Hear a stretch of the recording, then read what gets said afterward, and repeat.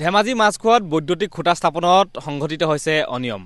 এই মুহূৰ্তত মই উপস্থিত আছোঁ ধেমাজি মাছখোৱাত আৰু ধেমাজি মাছখোৱা পাৱাৰ হাউচৰ পৰা মদাগুৰি পাৱাৰ হাউচলৈ যি উচ্চ ক্ষমতা সম্পন্ন কাৰেণ্ট তেখেতলোকে বিদ্যুৎ বিভাগে নিবৰ বাবে যি অসম মালাৰ পথৰ কাষতে যিসমূহ বৈদ্যুতিক খুঁটা তেখেতলোকে স্থাপন কৰিছে, এই বৈদ্যুতিক খুঁটাসমূহ পথৰ একেবাৰে দাঁতিতে স্থাপন কৰাত এতিয়া বিপদৰ আশংকা কৰিছে ইয়াৰে স্থানীয় ব্যক্তিসকলে। মোৰ সতীৰ্থ প্ৰথমতে পৰিৱেশটো দেখাই ল'ব। এয়া হৈছে ধেমাজি তেলিজানৰ পৰা ঢকুৱাখানালৈ নিৰ্মীয়মান হৈ থকা এয়া অসম মালাৰ পথ আৰু অসম মালা পথৰ কাষতে নিচেই কাষতে আচলতে একেবাৰে দাঁতি কাষতে বুলি ক'লে ভুল নহ'ব, দাঁতি কাষতে তেখেতলোকে বিদ্যুৎ বিভাগৰ এক আজব কাণ্ড। তেখেতলোকে এনেধৰণে উচ্চ ক্ষমতা সম্পন্ন যি তেখেতলোকৰ কাৰেণ্ট যাব তাৰ বাবে এনেকৈ বৈদ্যুতিক খুঁটা তেখেতলোকে খুব দাঁতি কাষতে তেখেতলোকে স্থাপন কৰা দেখিবলৈ পোৱা গৈছে আৰু ইয়াক এক অনিয়ম হৈছে বুলি স্থানীয় লোকে অভিযোগ উত্থাপন কৰিছে।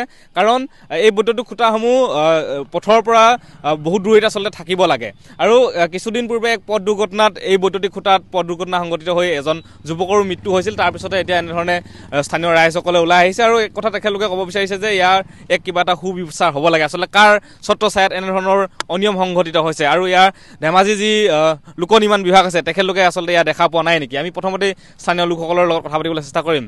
দাদা, আপোনাৰ এইখিনি কি গাঁও বুলি কয়? এইখিনি বৰপাক জীয়ামৰীয়া গুলিংচুক এৰিয়া, বৰপাক তিনিআলি বুলি কয়। এই খুঁটাকেইটা কিন্তু অনিয়ম হৈছে। একেবাৰে পোষ্টত মানে আলি কিনাৰতে দি দিছে পোষ্টটো। গতিকে কালি পৰহি এটা এক্সিডেণ্ট হৈ গৈছে, ডেথ হৈ গৈছে।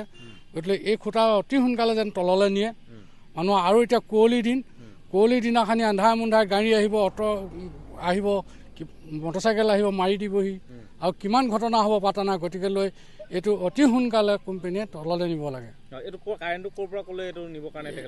এইটো মাছখোৱাৰ পৰা মদাৰগুৰি কৰিছে। হয়, হাই ভল্টেজ কাৰেণ্ট যাব। এইটোতো বহুত ডাঙৰ কথা আছে। গতিকে লৈ এইটো একেবাৰে তললৈ নিব লাগে, নতুবা এইটো উঠাই দিব লাগে। একেবাৰে এইটো কাৰেণ্ট আমাক নালাগে, উঠাই দিব লাগে। পথাৰৰ পৰা আঁতৰত দিয়ক এইটো আমাৰ পৰা, নহ'লে একেবাৰে লগালগিকৈ দিছে। এইটোতো মানুহ আৰু মৰিব। গতিকে এইটো খুন্দা খাই মৰিব গোটেই। এতিয়া কুঁৱলীৰ দিন আহিছে, এন্ধাৰ মুন্ধাৰ মাৰি দিবহি। যদি খুঁটাটো নহ'লে কিনাৰত পৰিলে মানুহ বাচি যায়। গতিকে এতিয়া খুঁটাত খুন্দা খাইতো মানুহ মৰি গৈছে। গতিকে এইটো অকণমান মানে আঁতৰাই দিব লাগে। পথ দুৰ্ঘটনাটো সেইদিনা কোনখিনিত হৈছিলে? অকণমান আগত হৈছে পথ দুৰ্ঘটনাটো এই পোষ্টটোত। যুৱকজন ক'ৰ আছিলে? জোৰ কটা নাহনি আছিলে। এজনটো একে ছাটতে গুচি গ'ল, খুঁটাটোতে গৈছে। হয়, এইটো ঠিকাদাৰ এফালেদি কৰিছে। ঠিকাদাৰে কৈছে গাভেলটি। এইটো একেবাৰে ওচৰত দি দিছে। তলত দিলে মানে সিহঁতৰ পাৰে বহুত তলত বহুত মাটি আছে চৰকাৰী পিঠা। একেবাৰে ৰাস্তাত দি দিছে মাটিটো। এইটো কোন ৰাস্তা বনি? এইটো কোন ৰাস্তা? অসম মালা নে কি হয় এইটো ৰাস্তাটো? অসম মালা। হয়, আপোনালোকে এতিয়া কি দাবী জনাব? দাবীটো আমি খুঁটা তললৈ নিব লাগে, নতুন খুঁটা উঠাই দিব লাগে। এইটো খুঁটা নালাগে আমাক। হয়, নিশ্চিতকৈ এয়া আছিল স্থানীয় ব্যক্তি।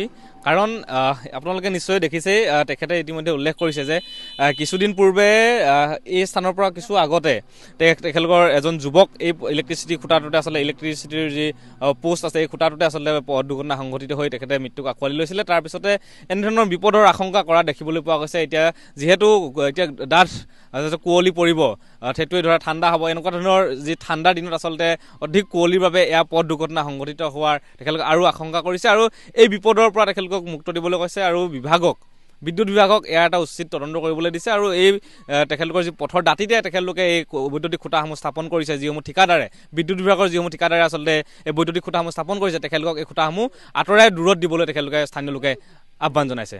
এইটো বৰপাক গুলংচুক মাছখোৱা।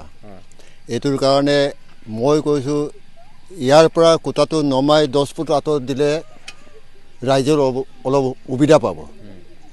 এই ওপৰত যদি মাৰি দিছে মানুহ খুন্দা খাই মৰিবই। এইটোৰ কাৰণে মই আপোনালোকক ক্ষমা দয়া মই মানিছোঁ। এইখিনি কেতিয়া বহাইছিলে কিবা গম পাইছে নেকি আপুনি? এইটো হ'ল এবাৰ বেছিয়ে হ'ল আৰু। অঁ, কাৰেণ্টটো ক'ৰ পৰা ক'লৈ যাব গম পায় নেকি? কাৰেণ্টটো ঢকুৱাখানাৰ পাবগৈ নি? এইটো কোন ৰাস্তা? এইটো ঢকুৱাখানা ৰ'দটো নহয় জানো? ৰাস্তাৰ কাষতে বহাইছে। ৰাস্তাৰ কাষতে বহাইছে। এই বহাৰ কাৰণে মুঠতে মানুহে মৰিছে খুন্দা খাই। সেইদিনাখন এক্সিডেণ্টটো এইদিনাখন এক্সিডেণ্ট এই তাত হে ইফালে মানুহো নাই, গাড়ী মটৰো নাই। হে নিজে কেনেকৈ এক্সিডেণ্ট হ'ল? খুঁটাত খুন্দা মাৰিলে। নথকা হ'লে ল'ৰাটো বাচিলে হ'লে নেকি? সি কালত পৰা তেনো হাত ভৰি কিবা এটা ভাগিলেহেঁতেন। ডাইৰেক্ট গৈ এই পোষ্টত খুন্দা মাৰিলে তেতিয়া মানুহ বাচিব জানো? নাবাচে, মৰি গ'ল।